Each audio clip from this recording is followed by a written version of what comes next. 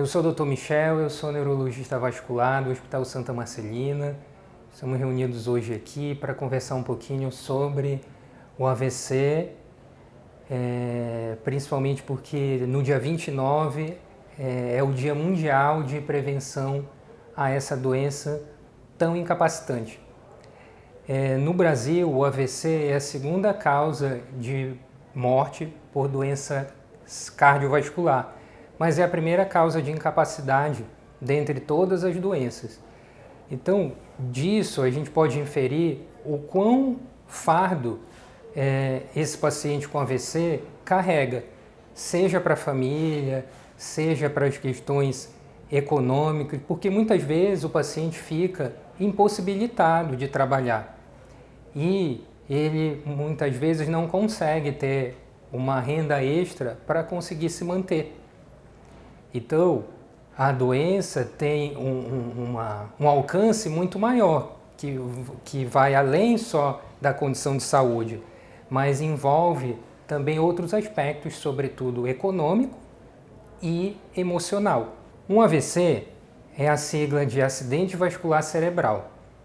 O AVC é definido como um déficit neurológico súbito que não é explicado por nenhum outro mecanismo, que é mais comum em pacientes que têm fatores de risco para doença cerebrovascular.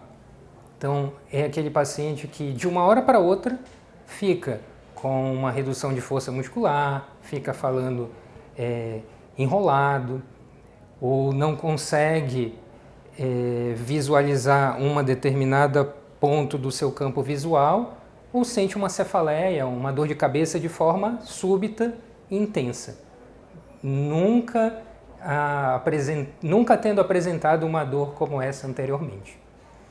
Existem dois tipos de AVC, o isquêmico e o hemorrágico. O isquêmico corresponde a 85% dos casos aproximadamente. E ele é causado por uma interrupção do fluxo sanguíneo dentro do vaso.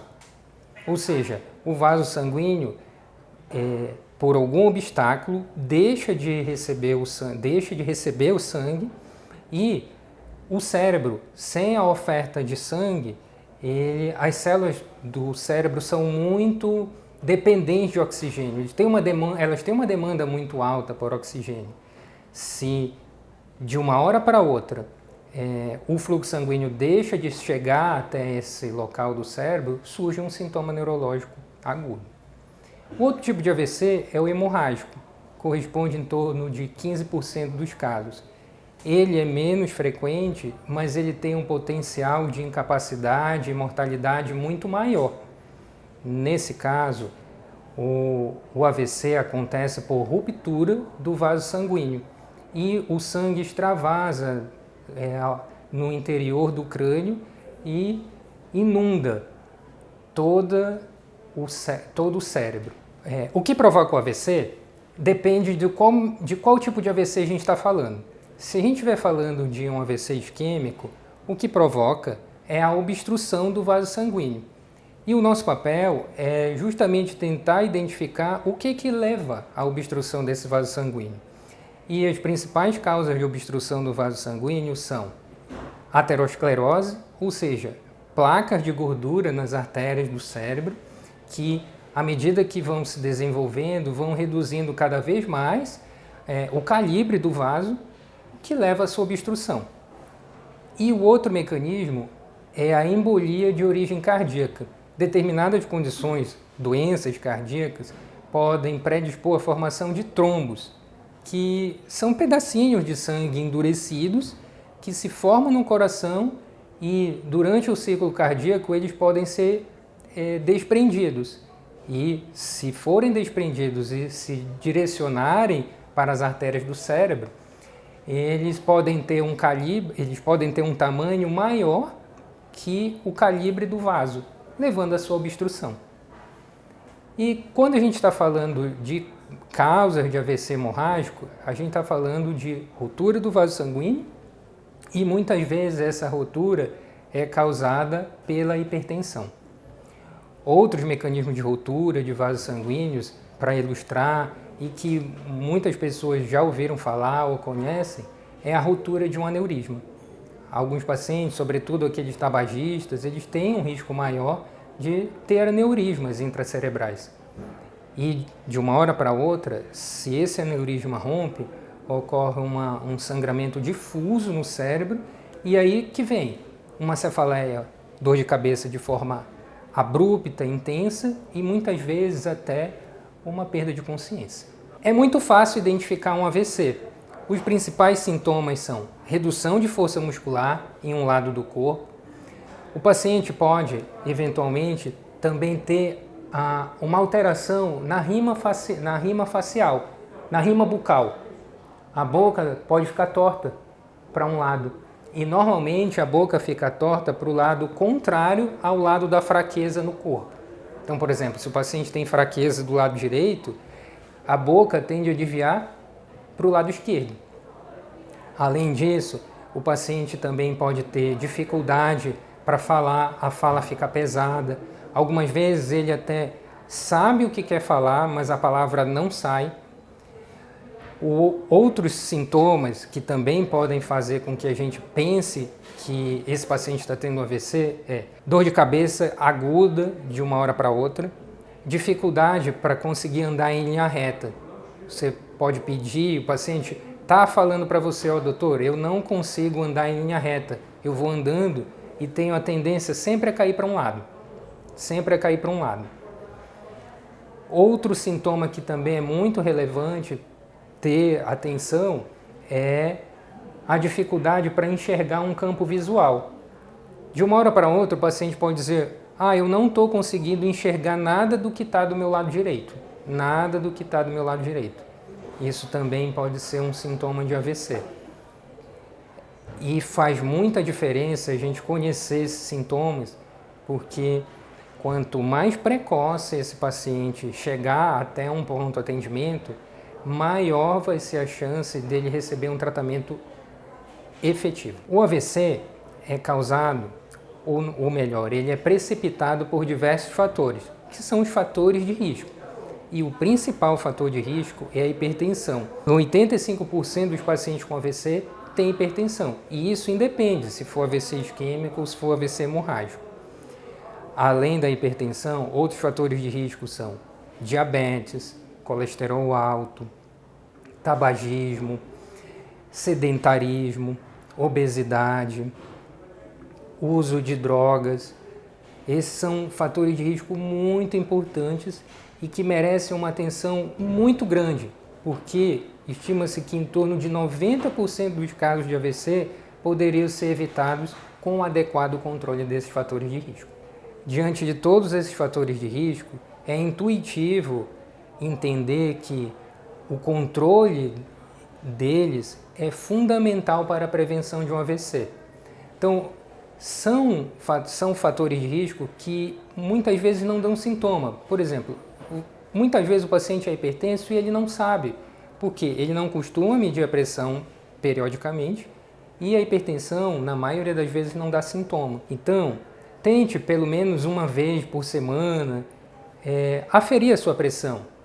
Valores acima de 14/9 são considerados acima do normal, ou seja, valores acima de 14/9, o paciente pode receber o diagnóstico de hipertensão.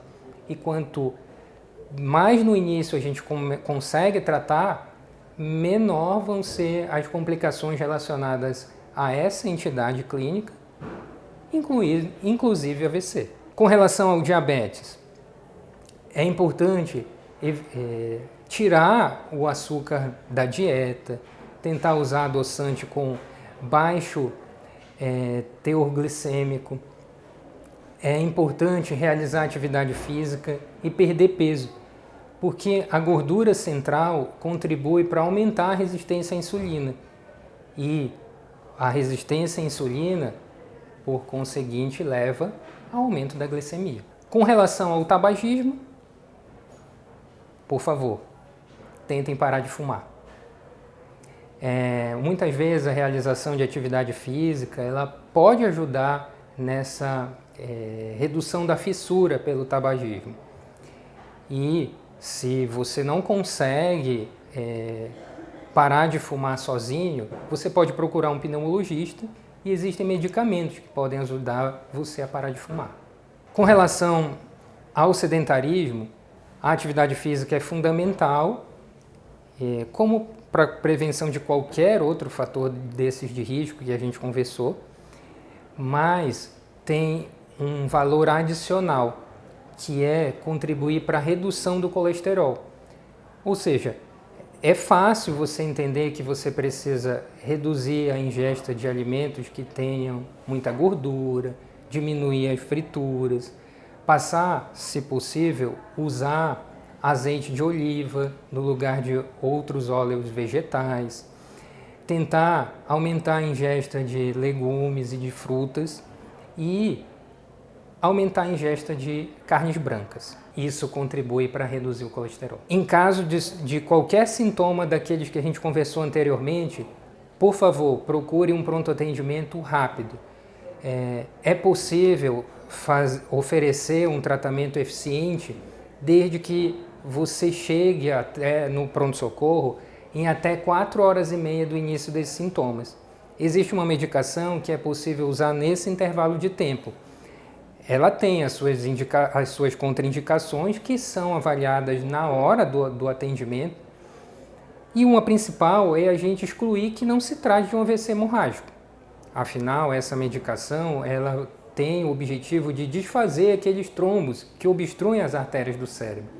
E isso, naturalmente, se for utilizado num paciente com AVC hemorrágico, vai aumentar a hemorragia. Alguns serviços dispõem de uma outra terapia que chama trombectomia. A trombectomia é uma outra forma de tratamento que consiste em, através de um catéter, ir até a artéria e aspirar, retirar aquele trombo. É uma terapia alternativa ao medicamento. O tratamento medicamentoso chama trombólise e o tratamento mecânico chama trombectomia.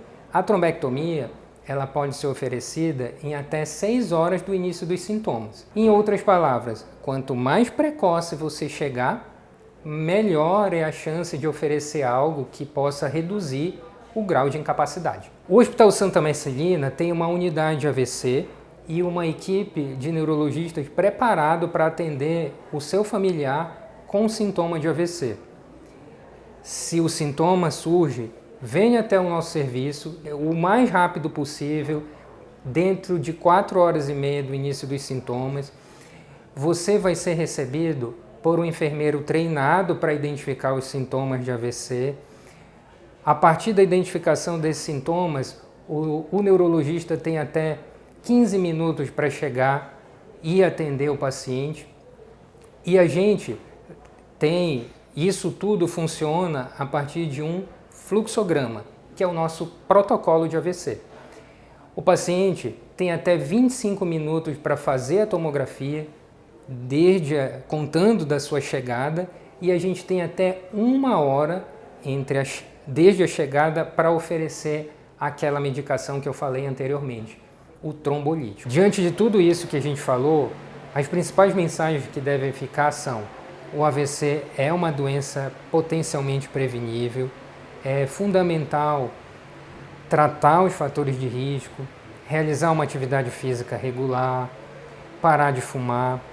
E infelizmente, se ainda assim você vier a ter um AVC, a sua família tem que estar alerta para os sintomas, para que você possa ser levada até o pronto-socorro dentro de 4 horas e meia do início dos sintomas e o mais breve possível dentro dessa janela de tempo.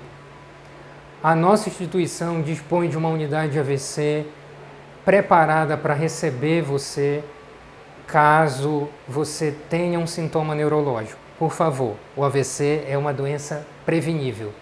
Vamos nos cuidar.